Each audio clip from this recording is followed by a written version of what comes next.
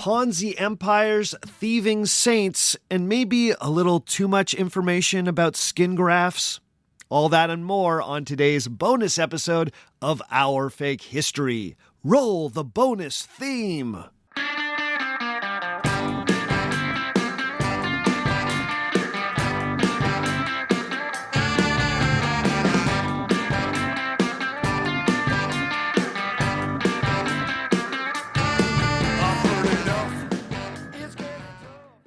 Hello and welcome to this bonus episode of Our Fake History.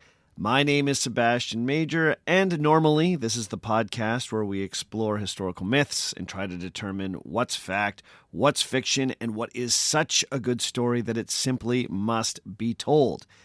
But on these bonus episodes, I like to take questions from the listeners, and I do my best to answer them. If you've been following the podcast, then you know that we just completed a series on the infamous 1920s con man, Charles Ponzi. Now, long before I started this podcast, I had a distaste for liars and propagandists, and my feelings certainly have not changed over the years. Despite doing bi-weekly ruminations on the slippery nature of truth, I've found myself more deeply committed to the idea that there needs to be some sort of objective truth that we can all agree on. Lies have consequences, and it's more important than ever that people are able to use their critical faculties to parse this world of misinformation and propaganda that we live in. But with that said, I still can't help but be a little charmed by some of these historical con artists that I explore on the show. Figures like Heinrich Schliemann, Mata Hari, George Psalmanazar, and now Charles Ponzi all have something about them that makes me smile. When these con artists are successful, it's because they are so brazen. And that brazenness is kind of funny. I'm starting to realize that there is a silliness to all con artists, and that silliness makes them weirdly attractive. It actually helps their con. At the height of his success, Ponzi was a carnival mirror reflection of a successful person. Now, you would think that that would make people more skeptical of him. And in some cases, it did. All of these con artists always have their naysayers. But there's something about the confidence in the silliness that draws people to them. Perhaps it's because they are embodying a certain kind of fantasy. But I have to admit, this is still a bit of a half-baked theory.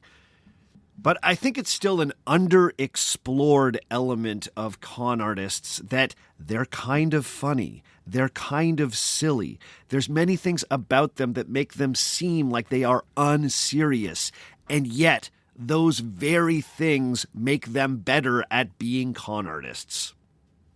Anyway, I think I'm just working through all my mixed emotions when it comes to exploring these historical con artists.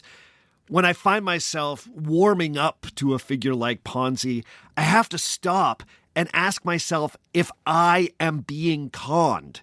Is he working his magic on me? Hopefully, I was able to keep my head on straight for this particular series, but as always, you can be the judge. All right, let's get into the listener questions.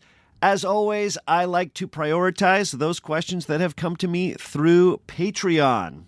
The patrons are the lifeblood of this show. I cannot thank them enough. When you become a patron at any level, we're talking $1 through $5 and beyond levels of support, you get access to a bunch of patrons-only chats where you can ask questions about the show, talk to other patrons, talk to me. It's a good time. So, the first question today comes to us from the patron Denny Joe. Denny Joe asks, I'm curious about the exact meaning of rob Peter to pay Paul. I assume it has biblical origins? Thanks so much for your question, Denny Joe. It turns out robbing Peter to pay Paul is a very old expression in the English language. In fact, it's so old that its exact origins are unknown. Now, you are correct that it's always been assumed to be referencing the apostles Peter and Paul. There's also a very old French idiom that translates roughly to, "You are stripping Peter to clothe Paul." The entire idiom is sometimes shortened to, "You are maneuvering the apostles." I like that one. You're maneuvering the apostles. Now, why use these apostles' names in this idiom? Well, one, they are alliterative. Peter and Paul. We love a little bit of alliteration. The other thing is that it helps underscore the meaning of the idiom. You are taking from one apostle and giving to another apostle. Being that these guys are both saints working towards the same end, taking from one to give to another puts you no further ahead. Now, there is an origin story for this particular saying, but it may be a historical myth. In 1922, the clergyman and historian Dwight Edward Marvin authored a book on the origin of a number of folk sayings called The Antiquity of Proverbs. In that book, he gave this story for the origin of robbing Peter to pay Paul. Quote, "On December 17th, 1550, the Abbey Church of St. Peter's, Westminster, was made a cathedral. 10 years later, the Westminster lands were so wasted that they became insufficient to support the cathedral and were therefore, in part, sold, and the money was used to repair St. Paul's Cathedral, London. It has been thought that the proverb came into use at that time." End quote. So, it may have been that money generated from selling the lands of St. Peter's Cathedral were then used to repair St. Paul's Cathedral. But as Marvin points out in his book, it may have been that the expression was already in common use by 1550, and when the situation with the cathedrals arose, people just applied the expression. There's an example of a derivation of this idiom being used in a surgical textbook from the year 1400. This is a book known as The Science of Surgery, where it is written, quote, "For some medicine is for Peter that is not good for Paul," end quote. Now, as you heard, it's not exactly the same expression, but it's kind of close. So, it's likely that this expression was around for a very long time, maybe over 1,000 years, but in 1550, a situation with cathedrals in London popularized this expression, and it's been with us ever since in the English language. Thanks so much for your question, Danny Joe. It turns out the origins of phrases were on a lot of your minds because I had two patrons who asked similar questions about the origins of the term Ponzi scheme. The first of these comes from a patron who goes by, "I have nothing but contempt for this court." I love it. Okay, that patron asks, "I couldn't tell the answer based on the episodes, but did Charles Ponzi call what he was doing a Ponzi scheme? Also, were the certificates of the investment called Ponzi notes by Charles Ponzi as well? I'm trying to figure out where the phrasing of Ponzi scheme came from. Why not Ponzi plan or Charlie charade? Was Ponzi scheme used by Mr. Ponzi himself, by his early eager investors, by his contemporary critics, or used in retrospectives years after?" In the same vein, the patron 4Color PJ asked, "I'm wondering what is the drive behind people calling any scam a Ponzi scheme?" Thank you to both of those patrons. Those are great questions.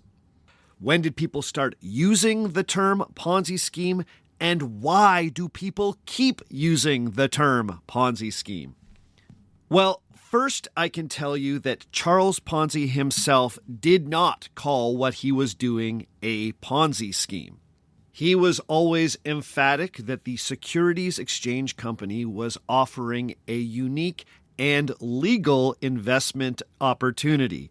He shied away from terms like scheme because, it made the whole thing sound like a scam.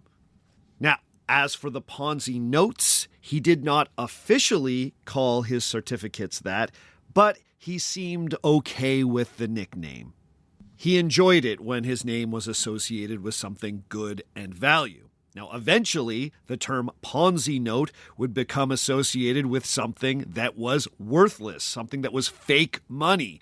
Ponzi obviously did not appreciate that. Now, I couldn't actually put my finger on the very first time the phrase Ponzi scheme was used in print, but we know that journalists started using the phrase almost immediately after Ponzi was arrested. We also know that in the early 20s, the phrase getting Ponzied was just as common as the phrase Ponzi scheme. In September of 1920, just a few weeks after Ponzi surrendered, Washington Mutual Savings Bank ran a newspaper ad that said, "Don't be Ponzied." In that ad, they pointed to a Literary Digest article that had flipped a common expression on its head, saying, quote, "A fool and his money are soon Ponzied," end quote. So it's clear that folks started using the term Ponzi as a synonym for scam almost immediately after Ponzi was arrested. Starting in the fall of 1920, you can find all sorts of examples of the phrase Ponzi scheme turning up in newspapers from around the United States. But one of the things that makes the Ponzi scheme interesting is that it really stuck as a phrase. As years went on and other financial scandals and scams occurred, journalists used the term Ponzi scheme to describe them. By the late 50s, the term was in such common usage that both the Encyclopedia Britannica and the Oxford English Dictionary both created entries for the phrase. Now, the harder question to answer is, why has the term Ponzi scheme had such staying power? Well, it might be impossible to answer that question, but I do have a personal theory if you'd care to hear it. I think it has something to do with the way the name Ponzi sounds. Ponzi kind of sounds like it's a game of chance, like it's a type of gambling. I feel like 3-card Monty could easily be called 3-card Ponzi. Even separated from its historical context, Ponzi kind of sounds like a risky game that someone could play. But perhaps I should reflect more deeply and ask myself why the name Ponzi feels like it would be appropriate for a shell game or a variation on 5-card stud. Has the term Ponzi scheme lingered in the cultural lexicon because there are subconscious connections to unfair and ugly Italian stereotypes? I do not know the answer to this question, but it's something worth considering. Now, there are other examples of this. The biggest one that comes to mind is Watergate. Obviously, Watergate is the shorthand for the scandal that eventually brought down the presidency of Richard Nixon. But we have kept the suffix "gate" and applied it to all sorts of scandals since then, to the point where I think a lot of younger people don't even know that we use the "gate" suffix for a scandal because of Watergate. Since then, we've had Deflategate, Nipplegate. In the UK, they recently had Partygate. Heck, there's even a scandal involving the Dave Matthews Band called Poopgate. And if you don't know what I'm talking about, look it up. Now, I believe that the gate suffix has persisted because Watergate sounds really good as the name for a scandal. It comes, of course, from the Watergate Hotel in Washington, D.C., where a group of burglars were caught planting listening devices in the Democratic National Committee headquarters. But in my humble opinion, the name Watergate is so good because it sounds like this gate is holding back the flood of information that will come through once the gate is broken. Watergate as a metaphor, as an idea, is perfect language. Know what I mean? So, in that way, I understand why the suffix gate has persisted.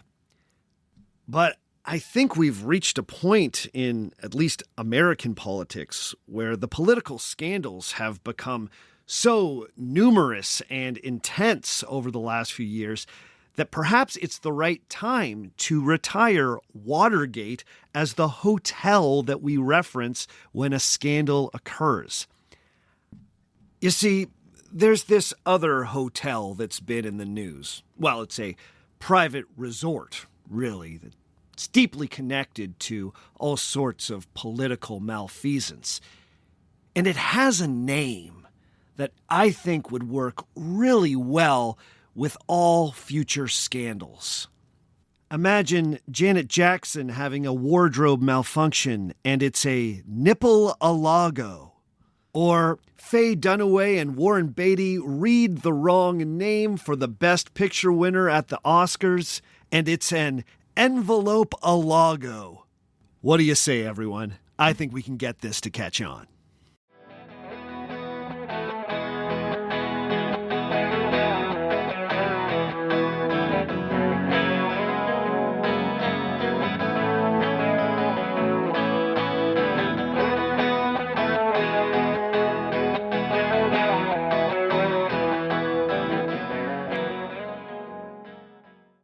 Today's episode of Our Fake History is being brought to you by Homes.com.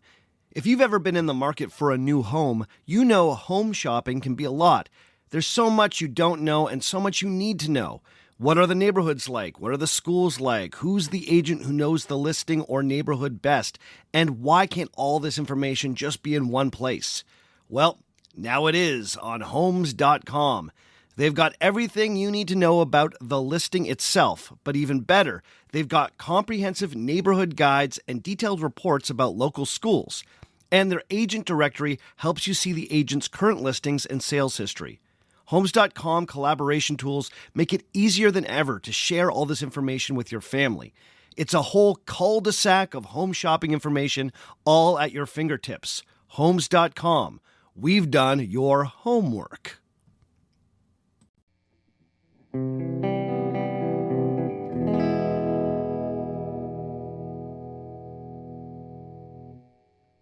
Our next question comes to us from Kurt on Patreon. Kurt asks, what kind of sources do we have for the skin donation other than Ponzi's autobiography? From what I can find, the average human has 1.5 to 2 meters of skin. So a donation of 122 square inches, that's 787 square centimeters, is in the neighborhood of half his total skin. This seems unbelievably incredible, especially for doctors at a coal mine in the early 1900s.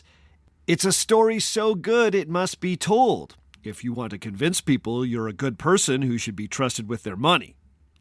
Thanks so much for the question, Kurt.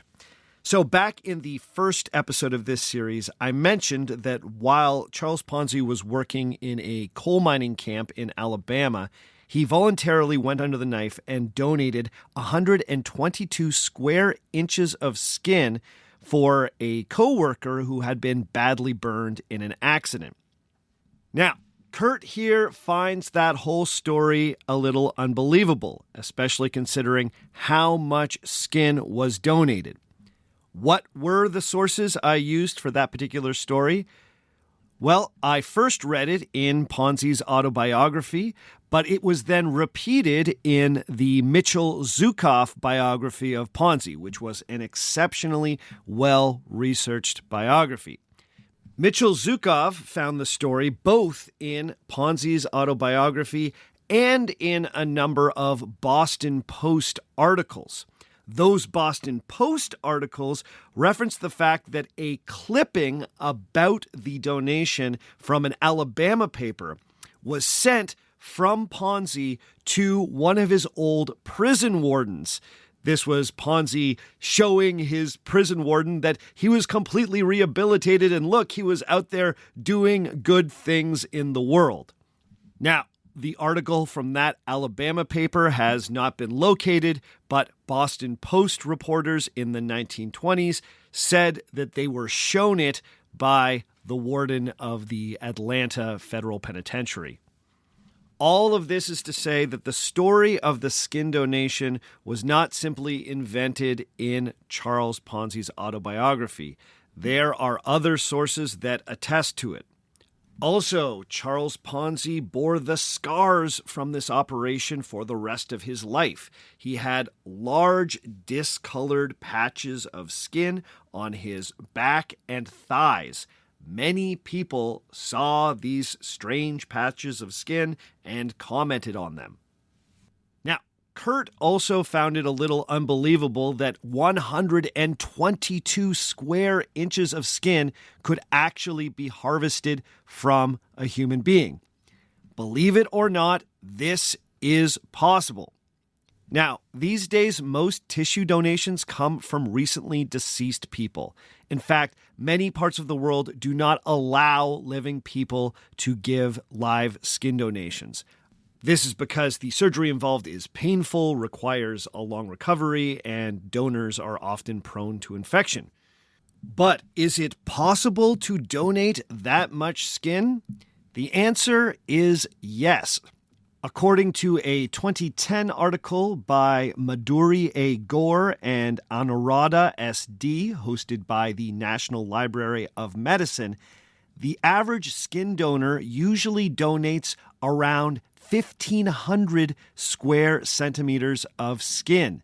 That's roughly 232 square inches of skin. That skin is usually taken from the back, buttocks, and thighs. So Ponzi's 122 square inch donation is well within the realm of possibility. Now, I know these numbers still seem rather large given the average size of the human back, but all the sources I'm reading are telling me that it is possible.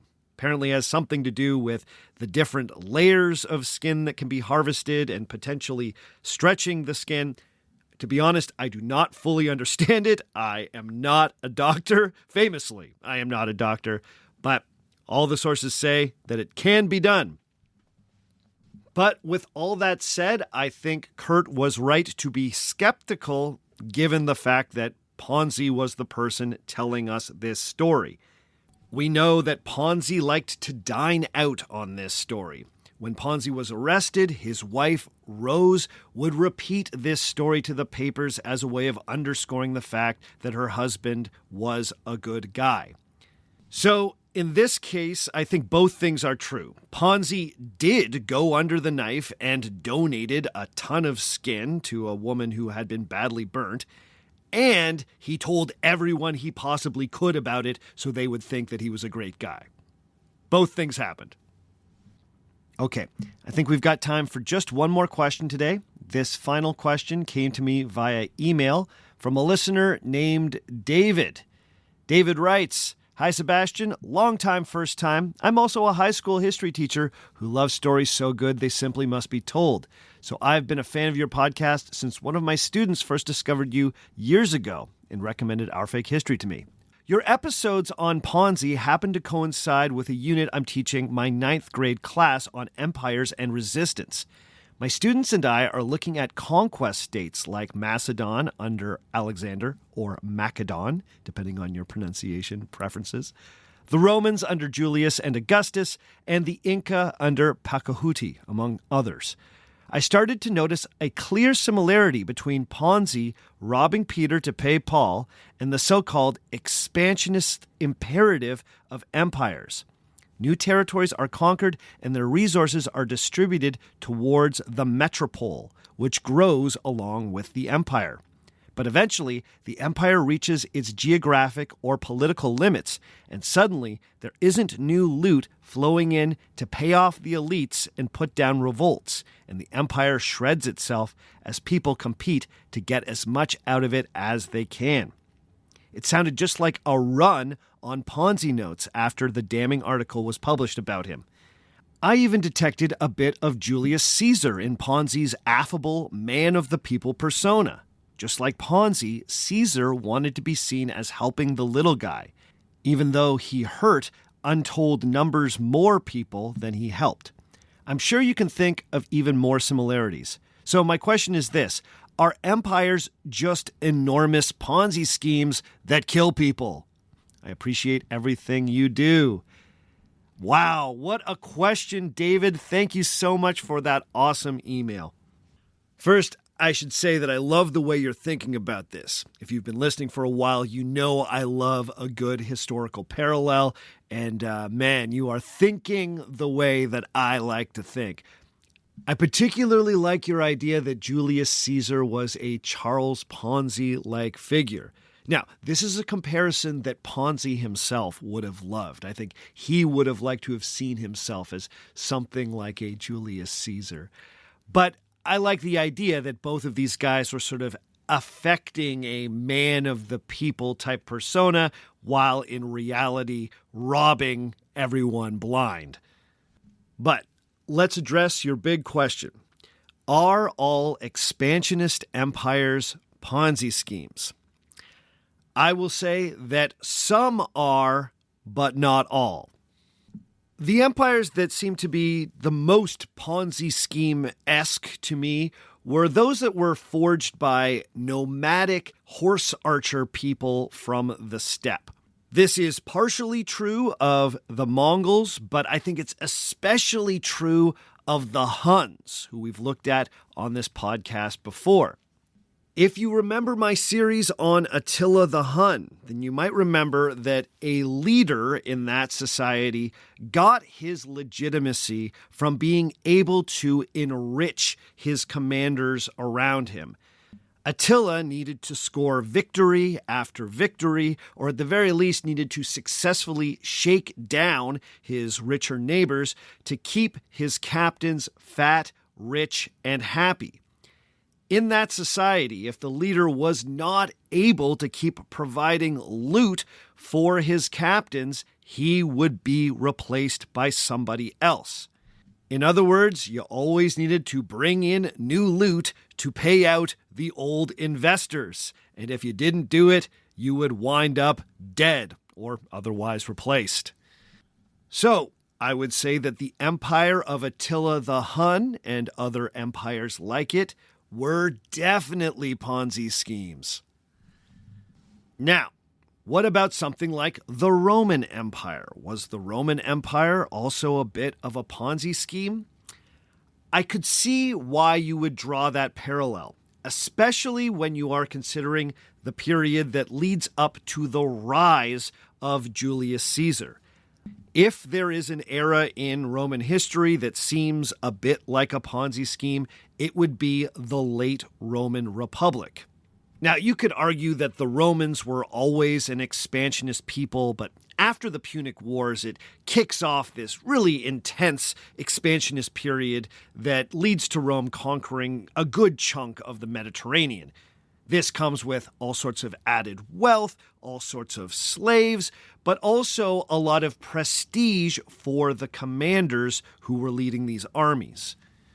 Every new generation of aristocratic Romans wanted to equal and surpass what their forebears had done, which inspired them to go out and do yet more conquering, bring home more wealth, and gather more prestige for themselves. Now, I am vastly oversimplifying here, obviously. It's a complicated story. You could argue that in that late Republican period, the Romans got addicted to conquest. Or more precisely, young Roman aristocrats were being incentivized to go conquering. Now, in the case of the Roman world, this did not destroy the Roman Empire, but it did shred the Republic. This race between the aristocrats for prestige, power, and influence eventually devolved into a series of civil wars, which ultimately birthed the empire. So, I think you could argue that the Ponzi scheme nature of the late Republic ultimately destroyed that form of government. But obviously, the Roman Empire went on to have many centuries more of dominance in the region. After the rule of Augustus, the borders of the empire more or less stabilized. Of course, there's a province added here or there. You get a Britain, you push into Mesopotamia. Sometimes those borders contract. But the history of the empire from then on in is more or less about maintaining the empire of Augustus. And then in the late period, watching that empire slowly whittle away. But that takes centuries, and I don't think it would be accurate to call the entire history of the Roman Empire from Augustus onwards a Ponzi scheme. The parallel isn't quite right. Now, before I set this question aside, I think it's also worth considering France under Napoleon. When Napoleon came to power in France, he was deeply aware that his success on the battlefield was tightly linked to his legitimacy as a leader. He often commented that he felt like the French people were hungry for victories and that he always needed to provide them with new victories. So, was Napoleonic France a Ponzi scheme? It is tempting to draw the parallel. It would also create an easy explanation why Napoleon did something so dangerous as take a giant army into Russia in the wintertime, right? But in this case, I think it might be just a little too simplistic. The French economy certainly benefited from Napoleon's conquests, but was it addicted to those conquests in that it needed new ones to constantly sort of refill itself? Not quite that simple. So, to come back to the initial question, are all empires Ponzi schemes? Not all, but I do believe that an empire can become a Ponzi scheme. I hope that answers your question. Okay, that's all for this week. Join us again in 1 week's time when we will look at an all-new historical myth. Before we go this week, I just want to give a reminder that we are trying to get all the bookings for Greece finalized in the next week or so. If you would like to come with me on a trip through Athens, Crete, and Santorini this coming September, then please go to ourfakehistory.com, follow the links for the trip, and get yourself booked. Spaces are now very limited, and time is running out. If you book, don't forget to use promo code OFH. It's going to be an awesome time. I can't wait to go. We've got a great crew signed up. It's going to rule. If you ever want to get in touch with me, you can always send me an email at ourfakehistory@gmail.com. You can hit me up on Facebook, facebook.com/ourfakehistory. You can find me on Instagram at ourfakehistory. Look for me on TikTok at ourfakehistory. Find me on YouTube at ourfakehistory. Talk to me on Blue Sky at ourfakehistory.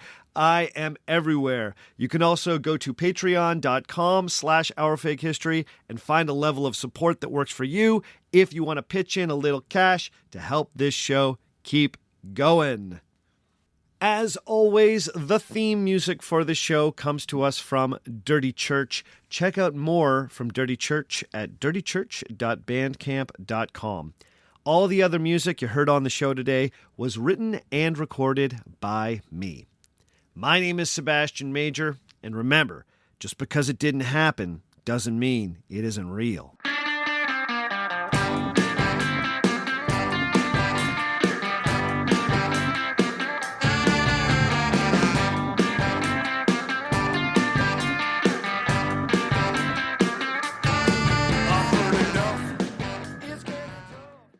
At Pluto TV, we're celebrating Black History Month with our free curated collection of Black entertainment. No ifs, ands, or buts about it. Catch award-winning films like Dreamgirls, Monsters Ball, and Selma. We must make a massive demonstration. Iconic hits like School Days and Set It Off. Plus full seasons of shows like Tyler Perry's Sisters and Power. I got you. It's star-studded brilliant Black entertainment, and it's all free. It's getting good. This month and always on Pluto TV. Stream now, pay never.